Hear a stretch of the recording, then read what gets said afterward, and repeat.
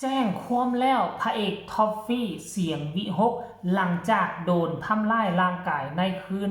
มือก่อนที่ผ่านมานี่เจ้าหน้าที่บ่ยอมจับกลุ่มก็จำเป็นต้องเดินเข้าไปสู่เส้นทางตามกฎหมายไปแจ้งความอยู่ที่สำนักงานตำรวจหรือว่าอยู่ที่สน.เป็นที่สำเร็จเสร็จสิ้น FC แฟนคลับบอกว่าเอาให้ถึงที่สุดว่าซั่นเด้ทักทายสวัสดี FC แฟนคลับมาอัปเดตติดตามเนาะเหตุการณ์ที่มันเกิดขึ้นกับเสียงวิหกมือก่อนนี่เนาะมือวานนี่บ่แม่นมือก่อนหน้านั่นที่มันเกิดขึ้นอยู่ที่ถ้าจำบ่ผิดน่าจะเป็นพนมไพรท่านผู้ชม FC แฟนคลับจนเฮ็ดให้บอสนกสั่งหยุดกระทันหันจับไมค์ออกมาประกาศเอิ้นชื่อผู้ที่ทำให้ห่างกายและที่สำคัญได้เอาโพสต์ของบอสนุขึ้นอย่างดีว่าบ่ยอมเด็ดขาดเป็นอย่างเจ้าหน้าที่เนาะคือบ่ยอมจับกลุ่มบุคคลนี้เอาไว้หรือว่าเป็นญาติพี่น้องของเจ้าหน้าที่ตำรวจหรือบ่จึงกลายเป็นกระแสฮือฮาเฮ็ดให้ FC แฟนคลับเสียงวิหกแตกกันเป็น2ฝั่ง2ฝ่ายบางฝ่ายก็ว่าอันนี้มันเป็นเหตุซึ่งหน้าเป็นอย่างคือบ่จับเป็นอย่างคือบ่เอาไปบางคนก็บอกว่ามันเป็นเรื่องเล็กๆน้อยๆถ้าอยากให้เขาจับอยากให้เขาอันนั้นก็ต้องได้ไปแจ้งความต่างๆหน้าหลายคนหลายคำเว้าซึ่งว่า FC ศิลปินก็มีทั้งนักกฎหมายมีทั้งเจ้าหน้าที่ตำรวจมีทั้งต่างๆนาจนผ่านมาได้มื้อนึงเนาะน่าจะได้รับคำแนะนำจากผู้ใดผู้หนึ่งหรือว่าจาก FC แฟนคลับผู้ที่ฮู้กฎหมายมาฮอดมือน่าจะเป็นเช้ามื้อนี้หรือว่าจังไดเนาะมื้อนี้เป็นมื้อวันพักแจ้งความได้อยู่น่าจะได้นะสน.อยู่ประเทศไทยนี่มีคนงามอยู่ตลอดเวลามีคนเฝ้าอยู่ตลอดเวลาเด้เนาะสรุปรวมแล้วก็น่าจะเป็นหมู่บ้านนี่แหละพระเอกท็อฟฟี่หมอลำเสียงวิหกเข้าแจ้งความดำเนินคดีบุคคลดังกล่าวเรียบร้อยแล้วว่าซั่นเด้จัดไปเลยจ้าคนแบบนี้ต้องได้หับลงโทษหับบทลงโทษไปเบิงหมอลำกะไปตีฮอดหมอลำแบบนี้มีงึดคักว่าซั่นเด้แล้วก็พร้อมรูปนี้ท่านผู้ชมเนี่ยนี่ใบแจ้งความได้มาเป็นที่เรียบร้อย100%ท่านผู้ชม FC แฟนคลับอันนี้ละเขาเอิ้นว่าน่ะสรุปแล้วครูกรณีเป็นผู้เสื้อเขียวหน้าตาคือกันกับเจ้าหน้าที่ตำรวจนั่นแหละที่ค่อยเฮ็ดคลิปแรกมื้อก่อนนี่หน้าตาคือกันเอาแท้ว่าค่อยก็เลยคิดว่ามันเป็นน้องเจ้าหน้าที่ตำรวจคนนั้นซะบ่เขาจึงบ่จับกลุ่มเขาจึงบ่เฮ็ดหยังให้มันเห็นบ่เกิดเหตุเกิดอยู่ที่พนม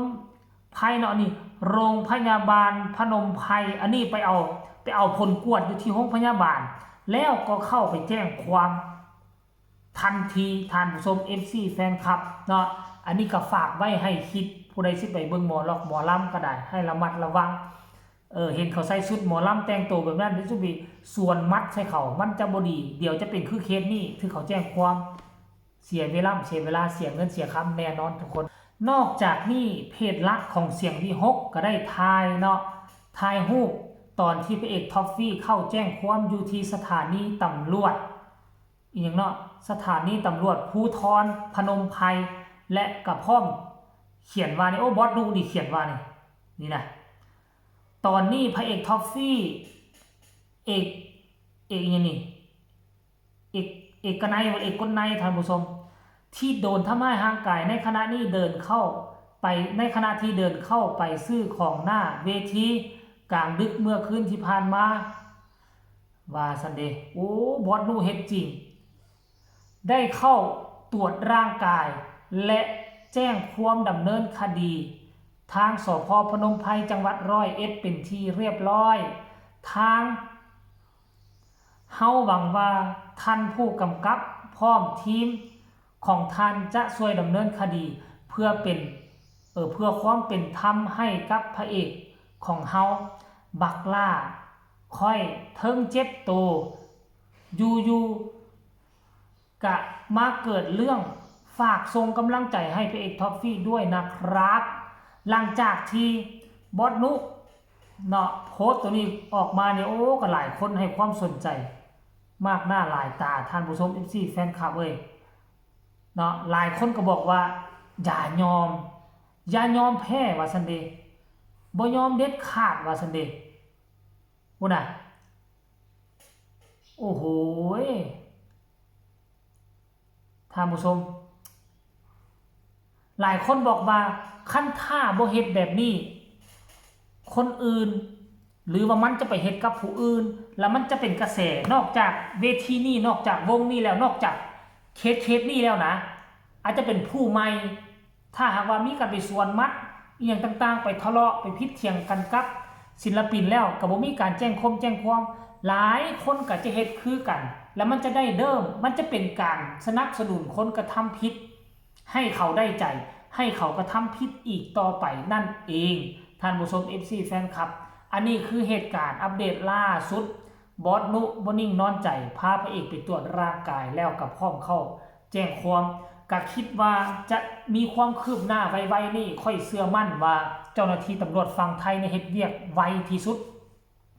ถ้าเทียบใส่เจ้าหน้าที่ฝั่งลาวนี่ละแม่นโอ้ยเจ้าหน้าที่ฝั่งลาวใช้เวลาเป็นเดือนก็ยังจับคนบ่ได้เจ้าหน้าที่ฝั่งไทยใช้เวลา2มื้อเวลาเกิดเหตุอย่างมื้อ2มื้อ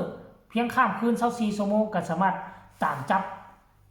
คนหายคนก่อเหตุได้อันนี้คือความแตกต่างค่อยเชื่อมั่นว่าแนวนั้นนะอย่าให้ความเชื่อมั่นของพวกเฮานี่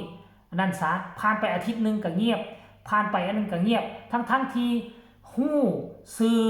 เลขบัตรประชาชนฮู้ฮอดบ้านฮอดแขวงฮอดจังหวัดที่อยู่คันว่าจับบ่ได้ก็ถือว่าเป็นน้ำเจ้าหน้าที่ตำรวจบ่อยากจับกลุ่มคนนี้บ่อยากอันนั้นของคนนี้นั่นแหละเข้าข้างคนผิดหรืออาจจะเป็นพวกพ้องน้องพี่ของเพิ่นก็ได้คันกรณีผ่านไปอาทิตย์นึงบ่เห็นวีแววนั่นแสดงว่าคนนี้เป็นคนของตำรวจเจ้าหน้าที่ตำรวจบ่ซวยบ่จับปกป้องเอาคนตนเองถึงว่ามันจะผิดกฎหมายก็สร้างให้เฮาคิดแล้วนี่ไปโลดแต่ค่อยเชื่อว่าน่ะถึงขนาดนี้แล้วออกสื่อสังคมโซเชียลขนาดนี้ก็คิดว่าเจ้าหน้าที่ตำรวจน่าจะดำเนินงานคันถ้าบ่ดำเนินงานนี่สพนี่มุนอุ้ยปุ้ยแน่นอนโซเชียลจะโจมตีรถบัสบ่จักกี่ร้อยคันจะไปจอดหน้าสน.เด้อค่อยเชื่อมั่นว่าสน.นี่จะบ่เฮ็ดให้ชื่อเสียงของตัวเองปนปี้กับผู้ชายคนหนึ่งที่ทำให้คนอื่นดอกก็ขอฝากฟังคลิปนี้เอาไว้ก็แล้วกัน FC เสียงวิหก FC พระเอกทอฟฟี่เนาะที่กล่าวมานี่ก็เป็นการอัปเดตข้อมูลข่าวสารใหม่ๆที่เพิ่นถึกทำให้ห่างกายมันจะเป็นอุทาหรณ์สอนใจให้ทุกคนใช้ชีวิตอย่างมีสติอย่างระมัดระวังก็แล้วกันฝากกดไลค์กดแชร์กดติดตามที่สำคัญอย่ากดข้ามโฆษณามีคำตำหนิติชมคำคิดคำเห็นส่งข่าวมาได้ทางใต้คอมเมนต์พ่อกันใหม่ถ้ามีอีหยังเคลื่อนไหวใหม่ๆก็จะอัปเดตอีกเทื่อนึงก็แล้วกันสบายดี